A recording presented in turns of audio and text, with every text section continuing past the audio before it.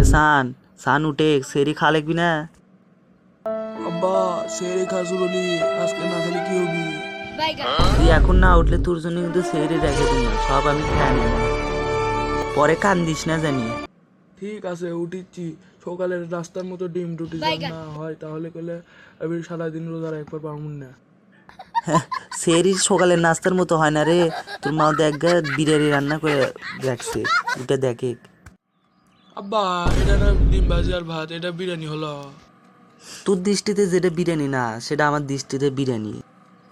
তুই তাও ডিম ভাজি আর ভাত পাচ্ছু, আমাদের সময় এলে ছিলই না, আপনি পান্তা ভাত খেয়ে আমরা রোজা থাকছি। আচ্ছা আব্বা নাও এলেই খাচ্ছি আমি। হ তাড়াতাড়ি খাই শেষ করে নে, সেরের আর 5 মিনিট সময় আছে। আব্বা এখন কয়টা বাজে দেখো তো। এখন 9টা বাজে, কে কিছু আছে নাকি? তুমি না প্রত্যেক দিন সকালে পত্রিকা পড়ো, আজকে পত্রিকা দেয়া যায় নাই। পত্রিকা দিয়ে গেছে, এই যে আমার সামনে দেখুচ্ছ না। আব্বা তুমি পত্রিকা পড়ো কিসে? আমি পত্রিকা পড়ি জ্ঞান অর্জনের জন্য, পত্রিকায় অনেক জ্ঞান থাকে। পত্রিকায় কি কি থাকে আমাকে এলা বিস্তারিত কও তো। এই যে দেখ, তুই যে রোজা আছু, রোজার খবরও কিন্তু এই পত্রিকায় আছে, যে আজকে প্রথম রোজা।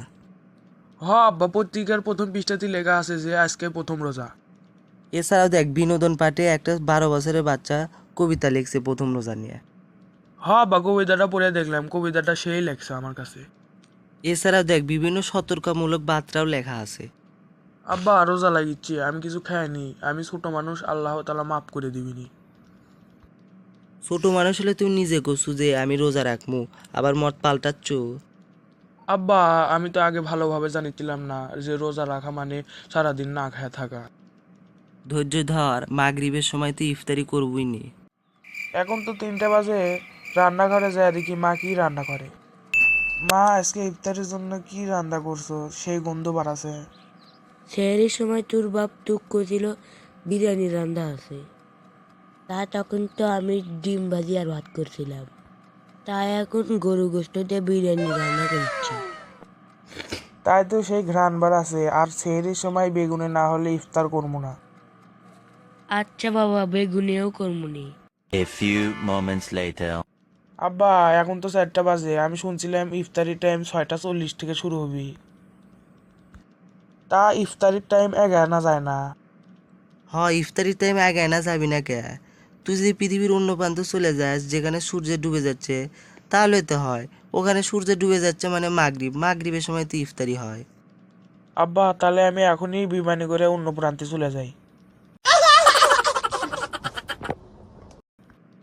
ধুর পাগল, তুই পৃথিবীর অন্য প্রান্তে যেতে যেতে এই প্রান্তে মাগরিব হয়ে যাবি, তখন ইফতারি করে নেবো আমরা।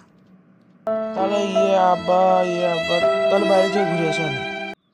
তা বাইরে থেকে তো ঘুরে আসলাম, আমার মাথার মধ্যে একটা প্রশ্ন ঘুরিচ্ছে, আব্বাকে যে কই গেত। তা আব্বা তুমি সুতার ঘরে এসে বসে আছো। আর কি করবো, আর বাইরে থেকে অল্প না ঘুরে আসে মন ফ্রেশ আছে। তা বাইরে থেকে ঘুরে এসে আমার মাথার মধ্যে একটা প্রশ্ন আছে, তোমার কম কি? কি প্রশ্ন ক শুনি? প্রশ্ন কিন্তু খাবারের প্রসঙ্গ হলে কিন্তু আমি উত্তর দিবার পারবো না। তা রোজা রাখা কি বড়দের শাস্তি, যা আমাকে শিখাচ্ছ? না রে, রোজা রাখা শাস্তি না, এটা একটা ধৈর্যের শিক্ষা। বড়দের থেকে তুই ছোট, তাই তুই শিখতে শুরু করছিস। তাহলে বুঝে পারছি আল্লাহ তাআলা আমাদের রমজান মাস দিছে ধৈর্য শেখার জন্য। আব্বা মনে হচ্ছে সময় থেমে গেছে, 5 মিনিট আমার কাছে 1 ঘন্টার মতো লাগিচ্ছে। তুই চাইলে সবকিছু পরিবর্তন করে পারবো না, আল্লাহর নির্ধারিত সময় সবকিছু হবি। আল্লাহ কি অল্প আগে সময় দিবার পারে না? যখন আজান দিবি তুই খাবার বসবো, দেখবো যে সময় অটোমেটিক তাড়াতাড়ি যাচ্ছে। আব্বা এখন 6:30 বাজে, ইফতারির আর 10 মিনিট আছে। তো আমার সাথে দোয়া দরুদ পড়তে থাক, এবং আমরা মোনাজাত ধরি, আল্লাহ আমাকে সব গুনাহ খাতাগুলো মাফ করে দিবিনি। আব্বা আজকে রোজা থেকে আমার ভালোই লাগলো, কালকেও আমি রোজা রাখবো, কিন্তু একটা শর্ত আছে। তোর আবার কিসের শর্ত শুনি ক?